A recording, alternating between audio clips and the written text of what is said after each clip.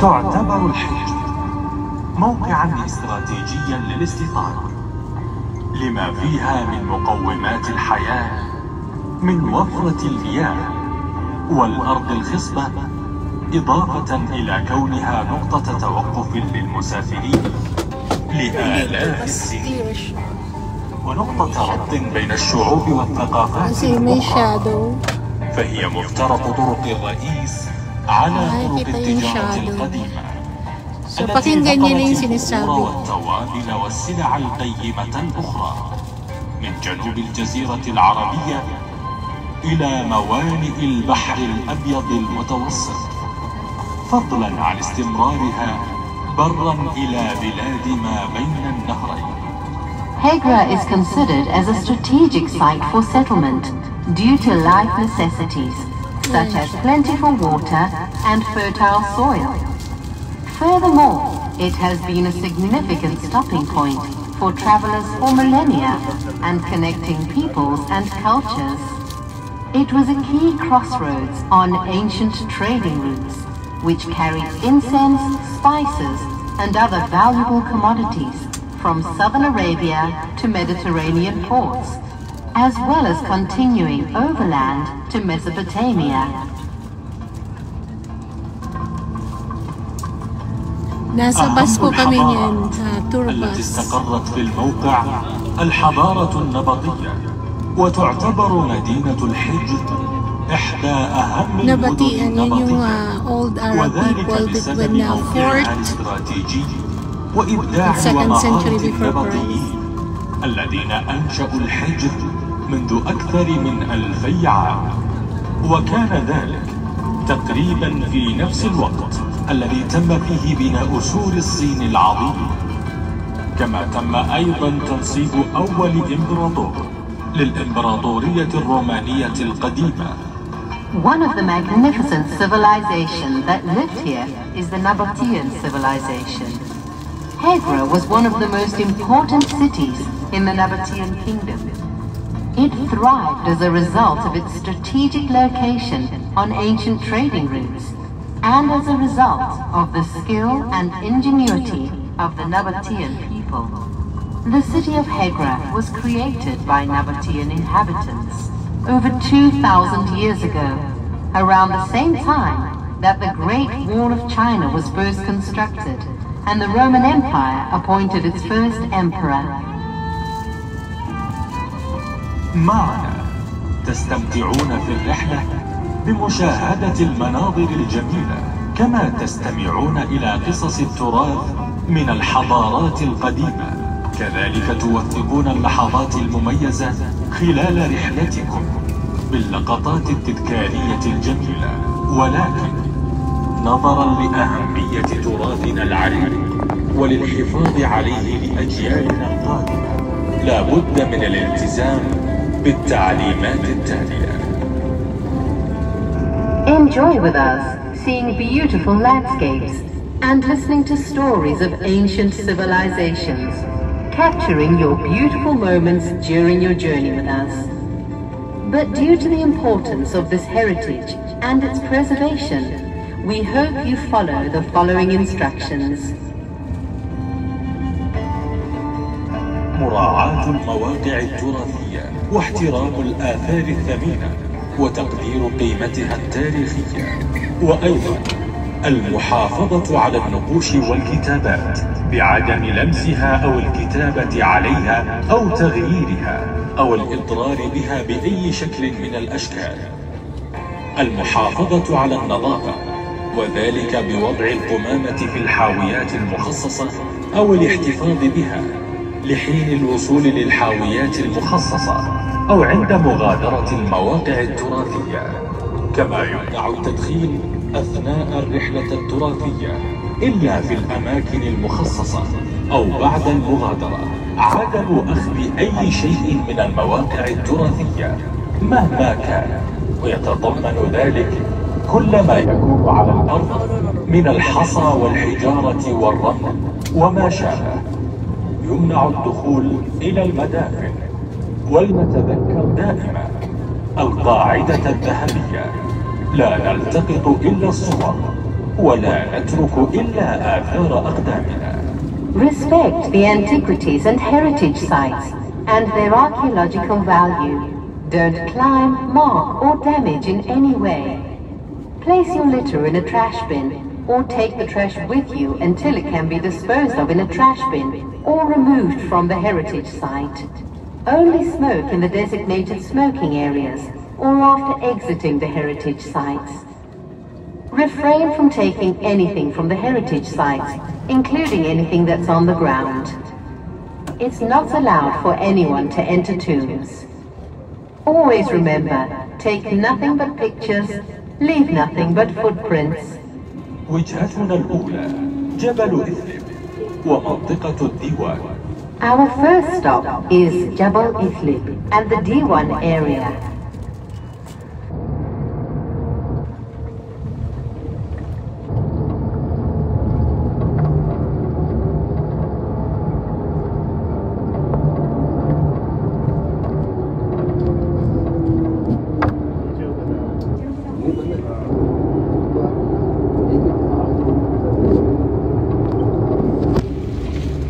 So, nasa first stop, nasa first stop po tayo ngayon, but continuous yung live. Ayan po siya. Free juice. And,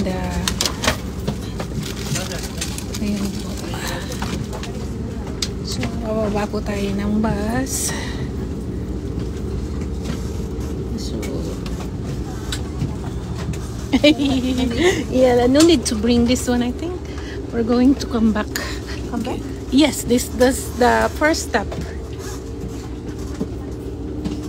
52 hectares. May mga available din siya. Golf car. Pero nasa bus po kami. Ayan siya. So, ang Jabal kasi meaning mountain eh. In English, mountain. Ayan po siya. Hello, BFF, ayan siya, nasa National Heritage tayo ng Saudi Arabia. Ito yung Hegra. Kanina hindi ko na live agad. Ito yung Jabal Ithlib Mountain. Ang Jabal kasi mountain. Ayan siya. Ayan siya. Message, may mga inscription siya. So, ayan siya.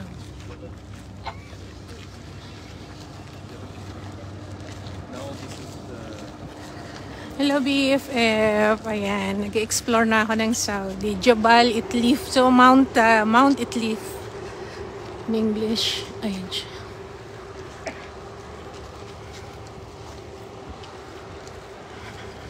Assalamualaikum. Hindi siya. Carved, akala mo kinarve siya oh.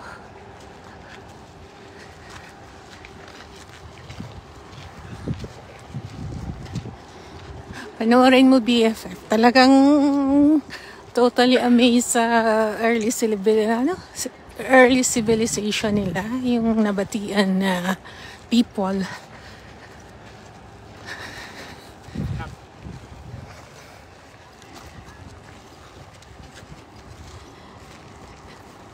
Ayan siya. Dito po ako. Andyan. So, may tour guide. Mura lang siya.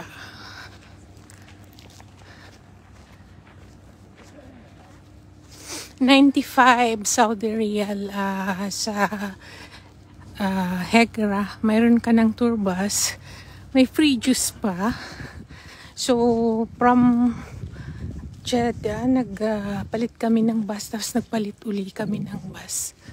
So, pangatlong bus na to. Hello, attorney! Andito po tayo ngayon sa Hegra. Ito yung national heritage ng Saudi. Ito yung panahon ng Nabatian people or Nabatian civilization. Ayan po. May mga tour guide po siya. Bawat pupuntahan. Mga early tombs to. Jabal Itlif ang tawag nila. Grabe. Hindi ko alam kung carving, kinarve yung mga bato na to. Parang nasa Egypt ka, no? Ayan. So, nilive ko na siya para every now and then makikita. At kaya buti na lang may isang upo, attorney. Ano po siya kapatid, napakaganda po ng lugar. 95 real lang, so around 1,500 pesos. May bus na yan. Ito yung inaano ng ano siya. Tingnan niyo yung ano niya. Parang split lang siya. Ini-split siya. Hegra po to. Ito yung first stop ng bus namin. Mount Itlib. Ang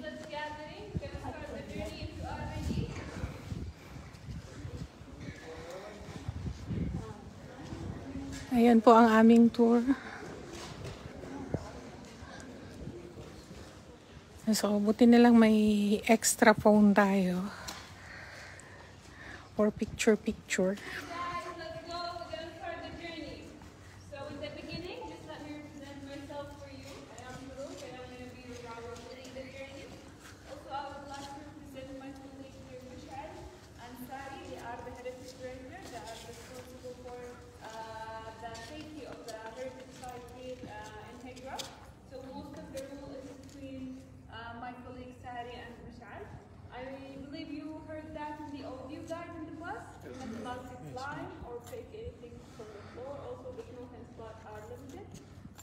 Also to enter any of the tomb, but we have actually one of the tombs in our next destination, number 26.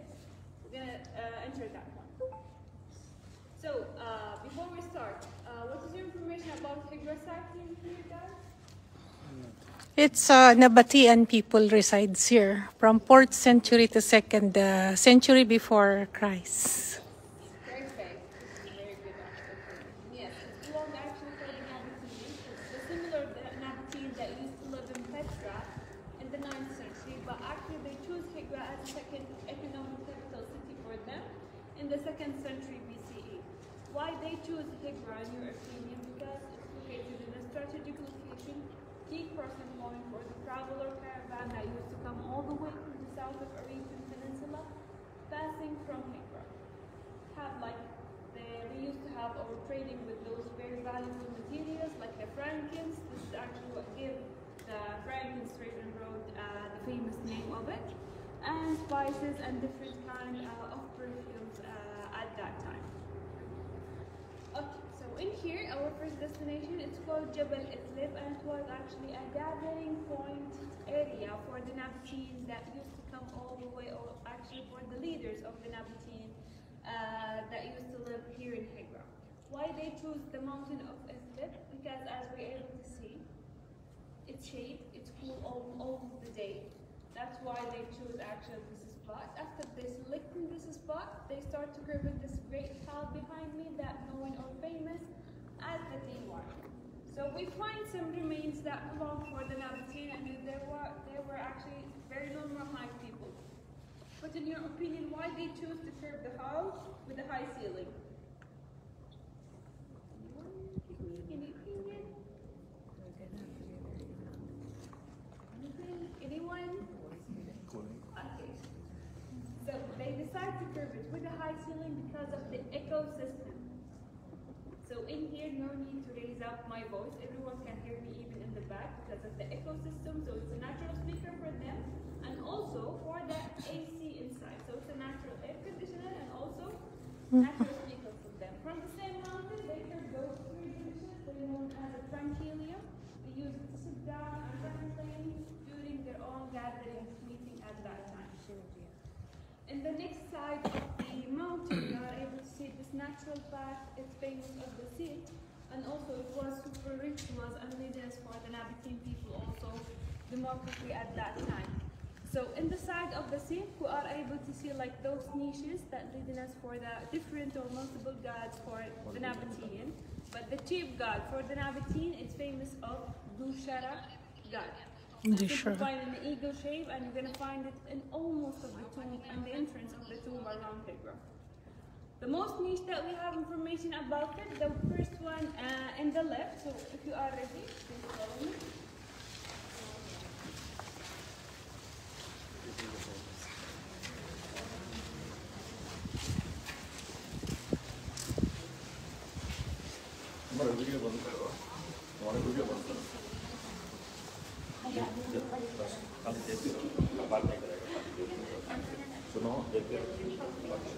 So, can you see anything different in here?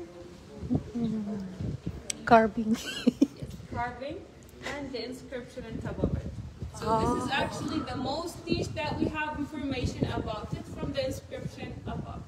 So can you read the inscription on top? No. You can see it, it's written in English letters. Alin?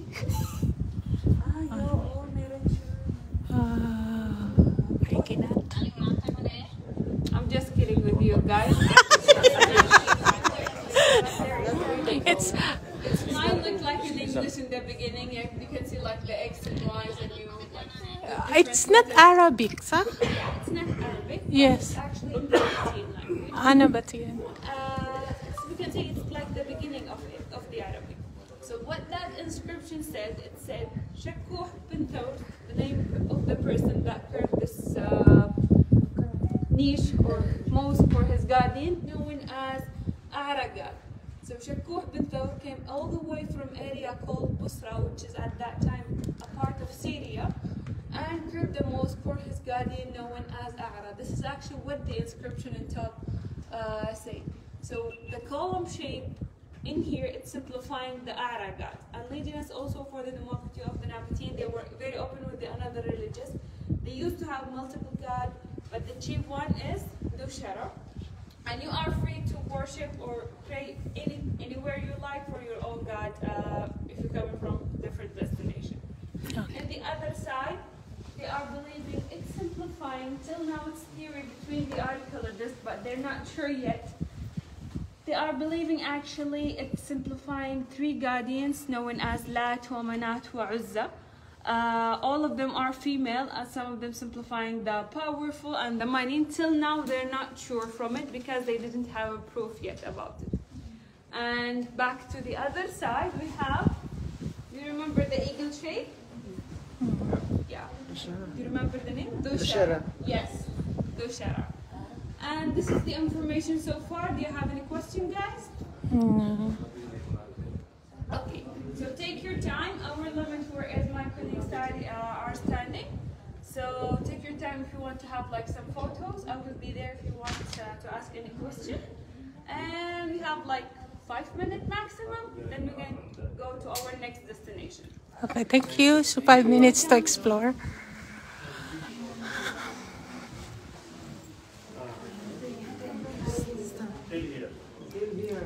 Until here only.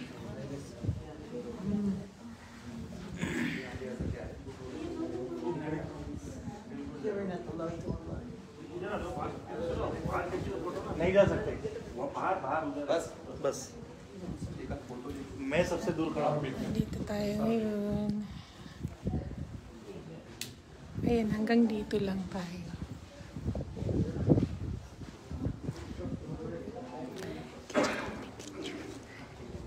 Here, because I'm live.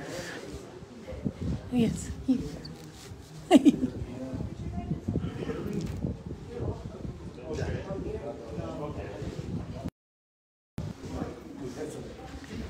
Ayan siya. Sorry po, nawala kasi sa ano niya, andyan siya. Oh. Ayan ang aming ceiling. Ayan o.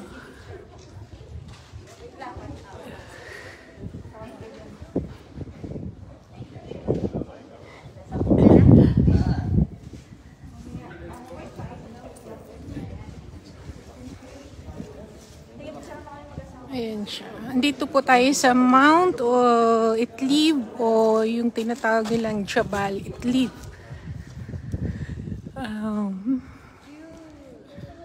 Gusto ko magpa-picture dito. Nasaan na yung nag-picture sa akin? Ayan siya.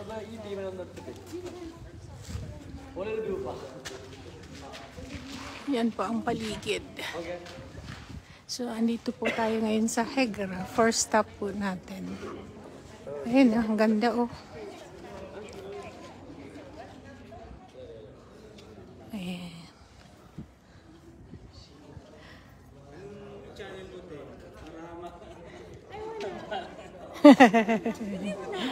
Ako, ito. Jenny. Ayan siya. Seeing ang ganda niya.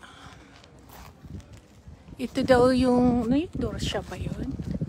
Parang dito nagtitipon-tipon yung mga Nabatian people nung panahon. Kaya daw mataas ang Kisame o yung ceiling kasi sa echo nila. So kapag nagsasalita sila, hindi na nila kailangan ng speaker. Ayan ang paliwanag kung bakit. Tingnan nyo nga naman ang taas ng Kisame o ceiling nila. Ayan siya. Diba? Kinarve nila talaga yung mga bato.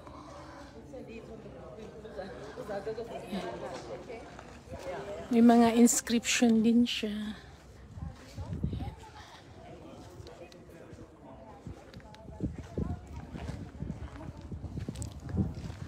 So, tapos tutuloy tayo. Kita nyo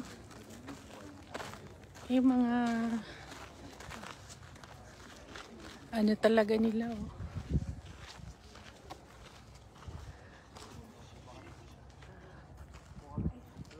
Inhabited ng Nabatian people. Ayan. Kuya, wala kang ginagawa. Pa-picture nga ako. Habang naka-live ako sa isa. Ayan, nagpapapicture ako. Ayan o, di ba? Ganyan ang mga vlog.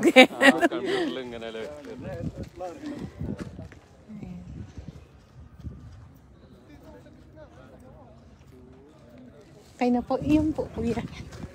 Ayan po, thank you, kuya. Ayan.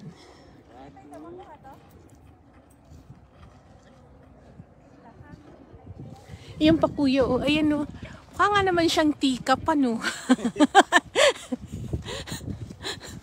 Ayan siya.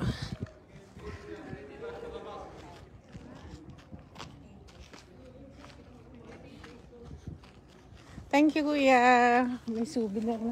Dito pala, kuya. Nakunan mo ako dito. Ayan. Ayan siya. O, diba? May... Thank you. Ayan po. Ayan, balik na tayo sa bus. 52 hectares pala itong Hegra na to. So, isa ito sa pinagmamalaki ng Saudi Arabia because this is a national heritage site. Ito lang ata nag-iisang national heritage site ng Saudi. Hegra.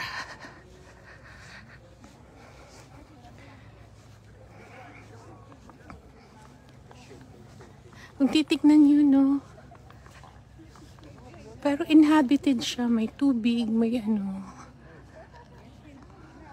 mga bato talaga. Pagandang lugar. So tuloy po tayo ngayon. Sasakay na tayo sa bus for our second stop. Ito po yung first stop natin. Mount Itlif o Jabal Itlif ang tawag nila. Hello, Teresita Pasag Ventura. Hello, brother Freddy, sister Mila. Thank you for watching. Dito tayo ngayon sa ating Hegra. Kasi sabi ko mamaya, saan sila nagpapapicture ko? Hindi mahilig sana. Gusto mong picturean ko?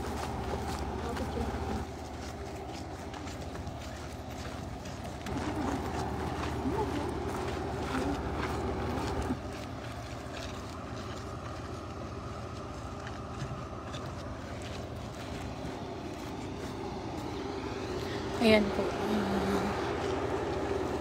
Jabal Itlib.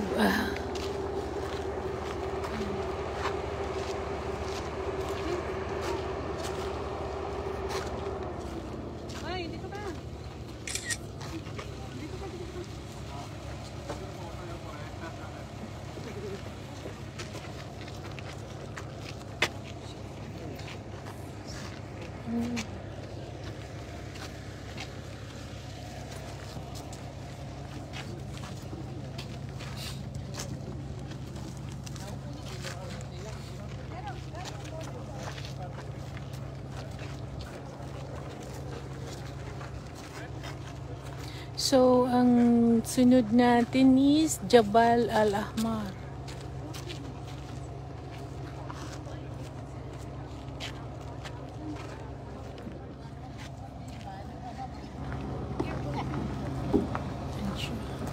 Thank you.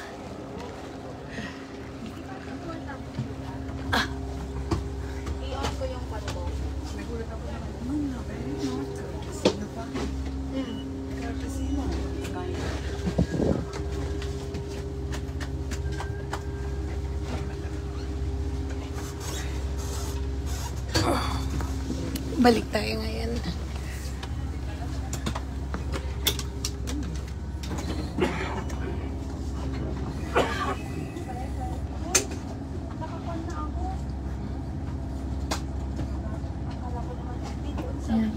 Dito na tayo ulit sa loob ng bus. So tuloy-tuloy ko na lang po yung live para isang nyo lang, panood nyo. May time din kayo na mapunta dito. Worth seeing talaga siya.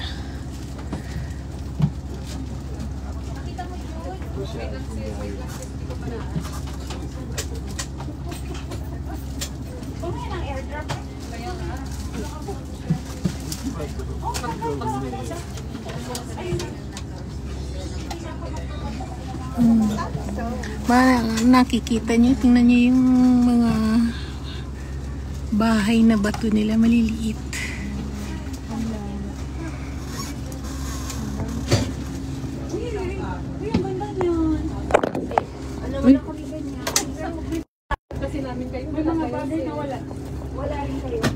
Ayan. Nasa bus na po tayo ngayon.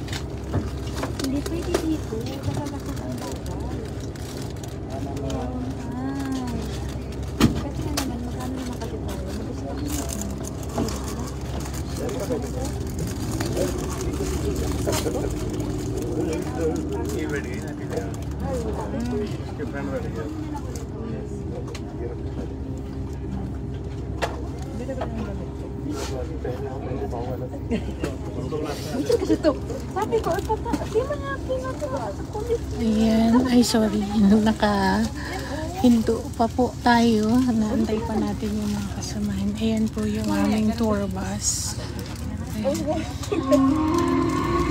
Ayan, pakinggan po natin sasabihin niya.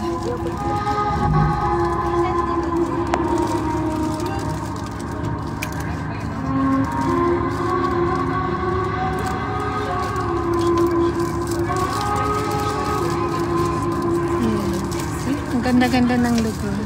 أبرز ما يميز الحضارة النبطية اهتمامهم الواضح بعمارة المدافن ومزجهم بين العناصر الفنية المختلفة من الحضارات السابقة والمعاصرة، فقد كونوا منها واجهات رائعة لا ينافسها في جمالها أي منافس في المنطقة. ويظهر لنا في وجهتنا القادمة الاهتمام الكبير بالزخرفة المعمارية لواجهات المدافن فقد صممت في Diba? تناسق By far, فني makikita mo talaga siyang tea. The most famous characteristic of Nabatean civilization is the clear interest in facades architecture and their mixing of the various artistic elements of past and contemporary civilizations. And they carved wonderful facades that cannot be rivaled in their beauty by a competitor in the region.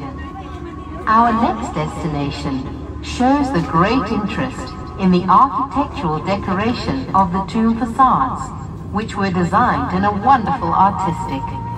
وجهتنا التالية زيارة جبل البنات. Our next stop is Jabal al-Banat.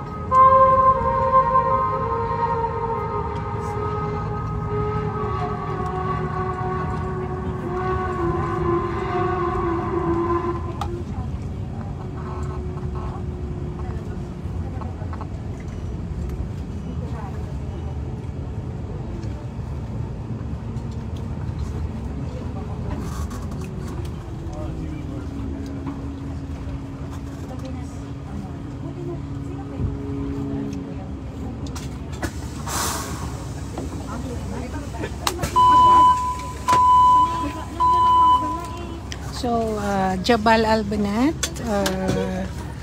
Mount Girls. Banat kasi is...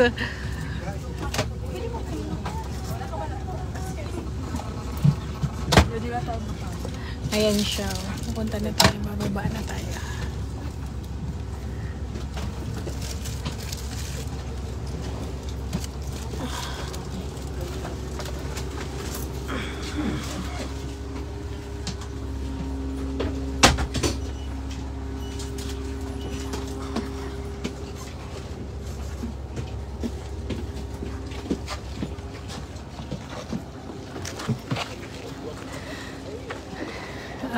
Qasr al-Bint. Ayan.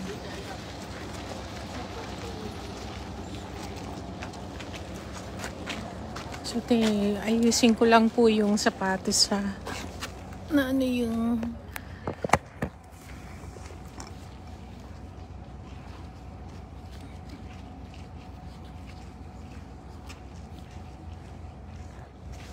ayan siya. So, ayan po, mainit na. Nakalimutan kong mag-cap. Ayan po siya, yung Qasr al-Bint. Ayan po. Ang ganda ng pagkakakarving nila, no? Imagine, mountain siya.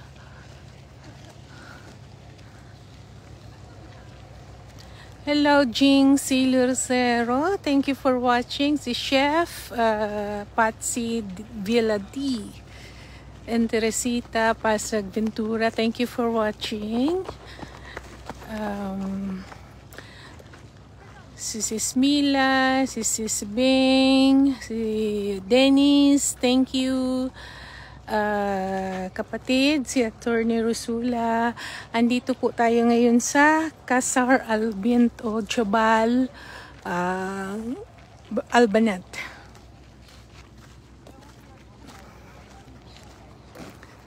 Ayan po siya.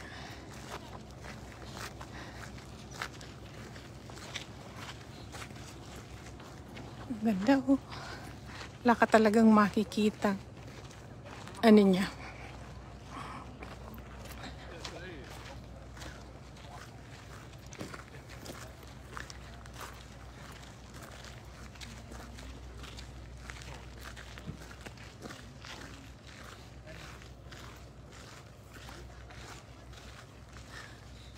Picture naman tayo dito.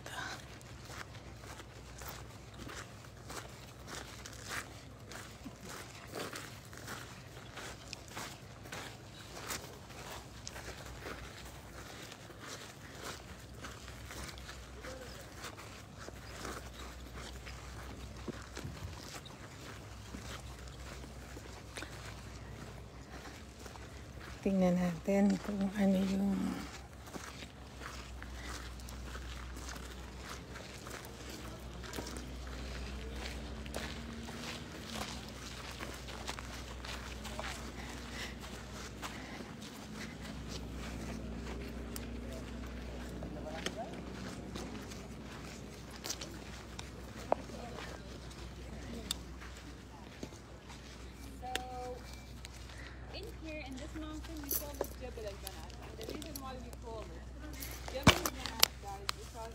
Nabatean century, if you want to own a tomb like that with a good facade, detailed, decorated, first you need actually to buy the property from the king, then hired someone actually for you to curve all the details for the facade as you're able to see in here. And each symbol actually in the facade has its own meaning for the Nabatean, for actually the same owner of the tomb. So if we start from the top to the down, as the Nabatean used to curve their own tomb, normally we are able to see the cross tip on the top, which is simplifying actually the throne for the chief god Dhu Shara at that time. Yes. After that, we are able to see the gate. Sorry, not the gate. Sorry, the corniche that coming from the Egyptian civilization. But in a smart way, the Nabatean people curved the water channel on top of it, so actually it's like a drainage system for them. So it's helped actually also to save the facade much longer by the year. After that, do you see like the light frame? There's some inscription inside it. Those actually like the tomb certificate. It's always leading us for the owner. It's always leading us who is allowed to bear it in there with him. Sometimes it's mentioned actually the curved name. And this one, it's belonged actually for a leader. His name is Eid the leader. He curved this tomb for himself and also for his wife, and who has permission from Eid the leader to bear it inside with him. After that, we are able to see, of course, the chief god, Dhu Shara, the eagle. But as we're able to see, most of the eagle around the area is missing the head. Until now, we don't know what is the reason why. Because there's like an older photo for the area, like black and white. They're all of them missing the head. Maybe it's eroded by the year. Until now, we didn't know what is the reason for. After that, we are able to see the mask. Can you see it under the eagle? Okay, there's actually something between the head. It's like snakes. In this one, actually, the face, it's simplifying Medusa. You know Medusa? Yes. Perfect. The woman with the snake's hair that turned everything to stone after she looked at it. And the snakes also just like a spell for protection, protect the tomb from the thieves, from the people that get inside without the permission of the owner. After that, we have actually the flowers that came from the local flower, grow up here in the area, especially in the spring. And some of the theories for the archaeologists, it's simplifying actually the lotus flower. So between them, it's like a cold fight. Some of them say it's lotus, some say no, say it's natural. So far, do you have any questions? Something transcription was written on top. Where? Top of the eagle. Top of the eagle, yes. This is actually the certificate that leads us for the owner. Yep. Any other question, guys? What is it? It says this tomb belonged for a person named Eid, the leader. He curved this tomb for himself and also for his wife, and who has permission from Eid, the leader, to bear his family. This one, no, but we're gonna walk around the mountain, exactly number 26. You're gonna see like those yellow. 45. Yes. You're gonna actually walk through 26. So, All of them almost the same. and I can. Inside the booth. Yes, you're gonna see inside.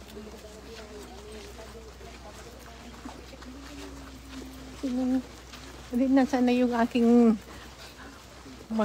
pa-picture nga yan. May sarili na akong picture. Suki. Di ba, nakaka-live ka oh.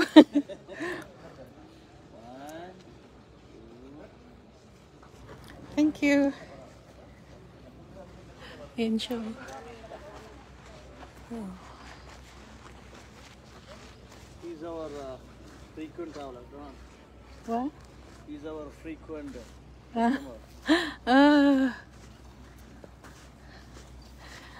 So, pupunta tayo sa next tomb. So, ito pala, noon pa pala mayroon ng mga death certificate. Panahon ba ng Nabatian people? Yung tinanong kanina, ano daw yung square? So, yung eagle, walang ulo. hindi nila alam kung whether the true times or talagang tinanggal na nila yung eagle. So, ito yung Doshara. Tikat. Ito naman yung next tomb nila. Napapansin niyo talaga yung mga eagle. Wala siyang ulo. Tapos, sa baba noon, may ulo na siya. Ayan siya. That's the next tomb.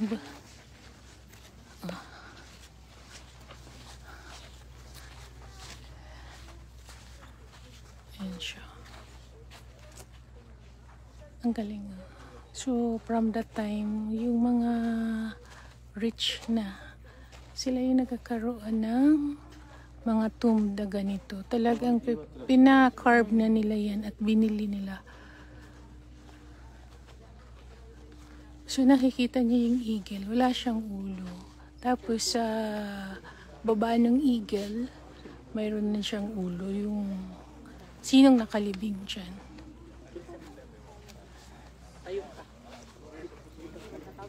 Naka-carve siya.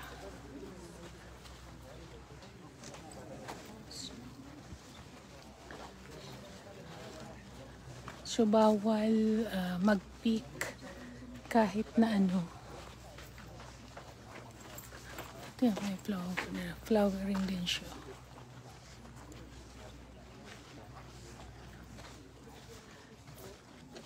Gano'n na siya. Nang dumadahon na.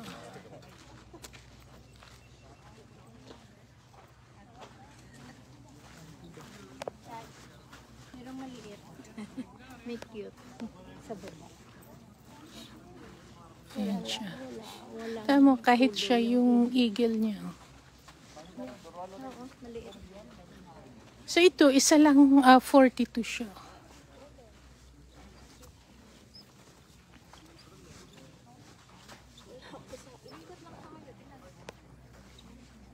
Ito na yung aking... Pwede ko magpa-picture? Kawayan. Dito. Kasi naka-live ako.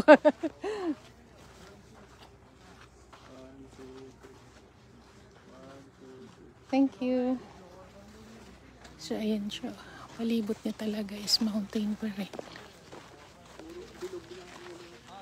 Paikot lang pala tayo dito. Paikot lang siya. Napaka-greeny ng ano nila. Actually, kanina nga, kaya naka-jacket ako, naka-sweatshirt kasi ang lamig-lamig. Yan. Greeny na siya. Mamulaklak na rin. Oh. Ano kayang halaman yan?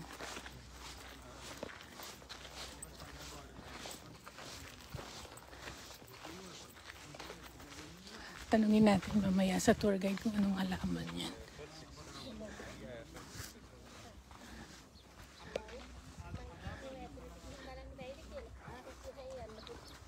Yan siya. Nabatean people.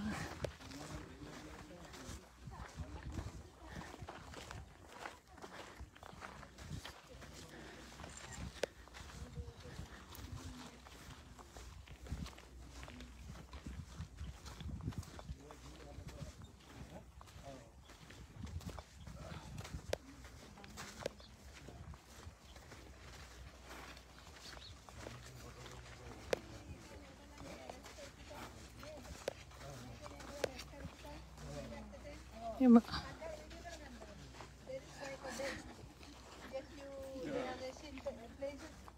Ayan siya.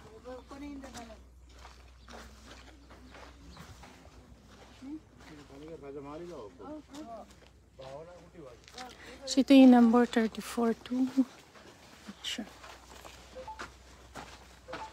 Tingnan niyo sa loob. Kuya.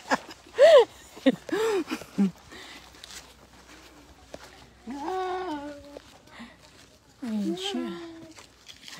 Paano nilagay yung, bakit ikaw ang live mo may bilog ka sa ulo? Paano nilalagay yan? Ang alin? Kaya ako live ko ganyan siya. Oo. Naka-live ka pala? Oo. Hindi, video sa akin. Ah, video ka? Oo. Pag live mahirap. Bakit? Naku, hindi na mahirap na i-edit.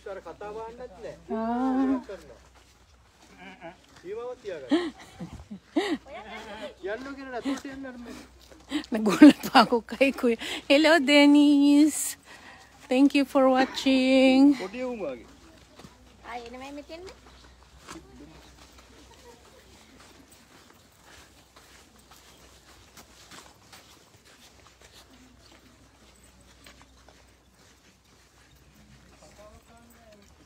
Oh, pwede tayong pumasok sa loob. So, let's explore kung ano yung nasa loob nitong tomb. Number 26. Let's explore.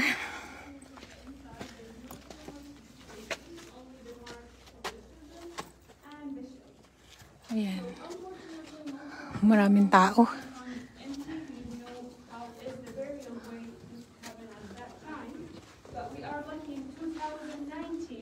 Ayan. Mga tomb nila. And she was actually a woman named Hayna, daughter of Waf. So when we found her, she told us actually, or we learned from that remains a lot of the burial way for the Nabatean. So normally they cover them with a 3-layer of fabric. They never do mummified like the Egyptians. They just actually cover them with a 3-layer of fabrics. First one made from linen, last one made from leather, and they put them inside the shelves and they close it actually with the stone. So they're not just putting it in there and then just put them. Some of them, as I mentioned for you, have like deeper hole in the floor because they like to light the frame and the floor. Sorry. Some of them because they like to light the frame in here. This way of burial still be using in Italy until our days. So the old remains of the old generation, they put it in the deeper hole, and the new one that passed away, they put it actually and like close up to the ground. Other tombs you can see it inside Hijra have like a small units or larger units from the shelves, as we're able to see. Those actually for the wooden coffin. They put the wooden coffin inside and then they close it. The main gate for the tomb, they close it with a wooden door if they can open it actually for several times. And they close it with the stone if they're gonna close it for the last time. And that's it. So far, do you have any question? Okay. Last thing about Hayna, the woman that we find it. She was wearing necklace from very valuable material. For us in our day, as Arabian people and even as Muslims, and actually for the Nabatean. Can you guess? No. I wish.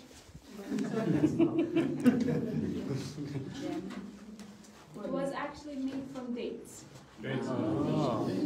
Yes. And the last few years, actually, we work to like last version of her. So we're trying by the remains to find like a photo that can copy her when she was alive. And we reach actually for that simple finally. And you can see that actually in our last destination in the visitor center. It's like a small museum. They're gonna show you a small movie how they work on her. And the last symbol in there. Wow, great job. So far, do you have any questions, guys? Thank you so much. Thank you. Okay, let's go. Oh, may mga ano rin siya. Eh, dun sa ano may gold din siya. So, this is the earliest tomb of Nabatean people. So normally they told me it's or how large is the tomb from the inside and out. Yes. Then they started making entry from there, From the inside. Yes. So normally they mention like different from 1 year to 3 months. So it's depends for the size. If it's like super large, at least it's gonna take them like 1 year. 1 year. Yeah. And if it's gonna be like super small from the Because inside. several people might be working as chisels. Yeah. Several people might be working. What is that? To create this type of. Labas na tayo. Nasaan na yung aking taga-picture?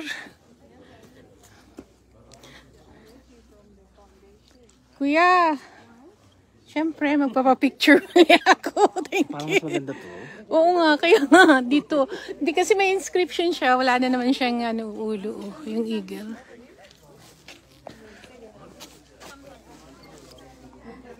Hindi ako magaling na photographer ha. Okay lang. Makuha siya. Mamaya na lang kapag wala Okay. na siya. Mauna ka. Thank you. Ay, sige. Thank you. Ayan.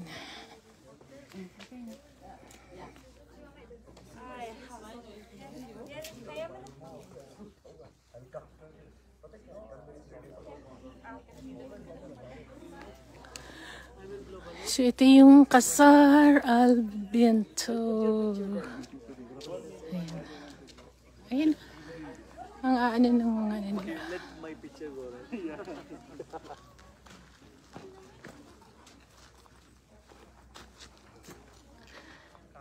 So, ayan po siya. Parang ganda ng picture dyan.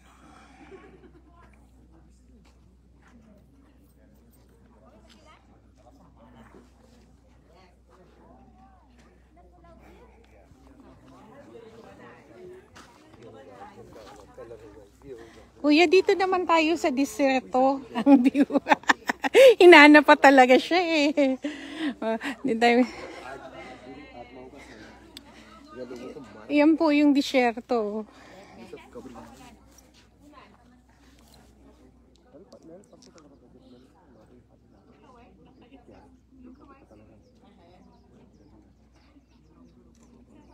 Thank you.